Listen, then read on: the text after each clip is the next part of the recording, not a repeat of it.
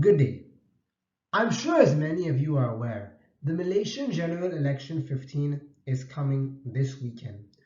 This Saturday, millions of Malaysian voters will head to the polls to determine who will run the government for the next few years.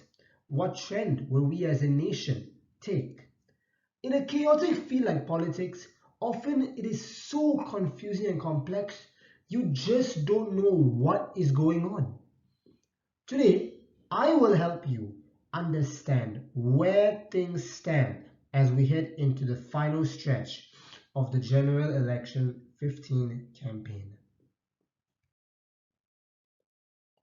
Let us begin by setting the playground. Who is fighting? I call them the Big Four political coalitions. Those four being Pakatan Harapan, led by Dato Sri Anwar Ibrahim on the top left, Gerakan Tanah Air, led by Tun Dr. Mahathir Mohamad in the top right, the bottom left, Barisan Nasional, led by Ismail Sabri Yaakob and Ahmad Zamir Hamidi, and the bottom right, Perikatan Nasional, led by Tan Sri Muhyiddin Yassin. Let's take a look at history, the last two elections. In 2013, Barisan Nasional won 133 seats, Pakatan Rakyat 89.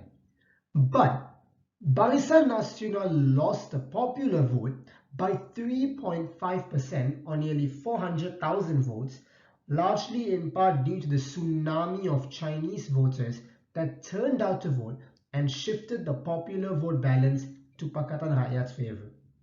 5 years on, 4 years ago, 2018, Pakatan Harapan has won the parliamentary majority.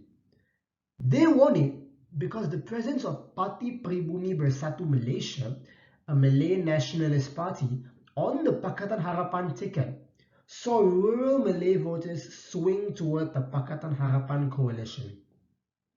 But since then, we've been beset by crises, a pandemic, and a political crisis. So the current situation, no one has 112 seats needed to win the majority. As things stand, it is 91 Pakatan Harapan seats, 46 Perikatan Nasional seats, 41 Barisan Nasional seats, and 4 Gerakan Tanah Air seats. Now, the next few slides will comprise polling and surveys conducted by the University Utara Malaysia. I will give them credit for the statistics that I'm about to present to all of you. The first question they asked, who do you trust? 20% of them said Tan Sri Muhyiddin Yassin. Anwar Ibrahim coming close behind with 19.2%. But take a look at third place. Former Prime Minister Najib Razak, who is currently in jail, is trusted mostly by 11.3% of the electorate. That is even higher than past leader Abdul Hadi Awang, which 10.3%, Mahathir Mohamad with 10.2%, and Barisan Nasional's poster boy Ismail Sabri Yaakob with 9.5%. Proceeding. Voters were asked, what is the most important factor in casting your vote? 37% say political party, 34.3% say election manifesto, whereas 28.8% say candidate. Then we asked, what is the main issue in General Election 15? Nearly half of the electorate, 45.1% said the cost of living, 37.1% said the economy, 5.3% said job opportunities for the youth, and 4.4% said sports and recreation. Now, as you know, Undi 18, the voters from 18 to 21 years, are voting for the first time. Their vote will be crucial in swinging the general election one way or another. Look at this poll from UIA and UITM. Students were asked, who would you vote for? They put an orange circle, like a pin, onto the board designating to which party they would vote for. Pakatan Harapan has a huge majority, no doubt. Pakatan Harapan was bound to get a lot of the youth vote. But take a look at this. There's a lot more Perikatan Nasional voters in there amongst the young people in the universities than previously thought. If Perikatan Nasional can be competitive with Pakatan Harapan in the youth vote come election day, it might be crucial in swinging the election one way or another. And finally, once the results come in, what seats ought to be watched by those who are watching as the results slowly trickle in?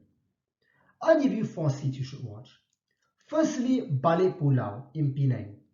Right now, it is neck to neck between Barisan Nasional and Pakatan Harapan. This has traditionally been a seat that seesaws between Barisan Nasional and Pakatan Harapan, always a close district. In 2008, Pakatan Rakyat won it. 2013, swings back to Barisan Nasional. 2018, swings back to Pakatan Harapan. Where will the seat go this time? Moving on to Langkawi, Kedah. As we all know, this is Mahathir Mohamed's district or seat. But at the moment, Barisan Nasional challenger Dato' Armisha Siraj is posing quite the challenge for Mahathir. But most polls predict that Mahathir will get a win, but it could be by a narrow majority.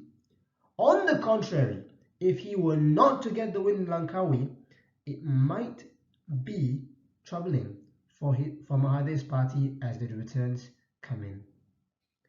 Moving on to Tambun, Perak. 4 years ago, Parti Pribumi Bersatu Malaysia won it. But now it is a Perikatan Nasional seat. But the PN incumbent is facing a strong challenge from Anwar Ibrahim. This election, I believe, in that seat could come down to turnout. Can Anwar Ibrahim turn out huge numbers of non-Malay voters that will swing toward him and his party? If he can, he has a good chance to win that seat. If not, it might be close. Finally, Suebulo, Selangor. 4 years ago, the incumbent Pakatan Harapan candidate won it by 26,634 votes. Now, it is being contested by Khairi Jamaluddin, the health minister.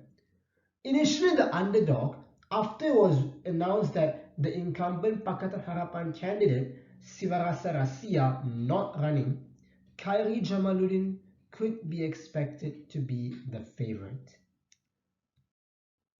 Only time will tell how this Game of Thrones will end. All these answers will be known on Saturday.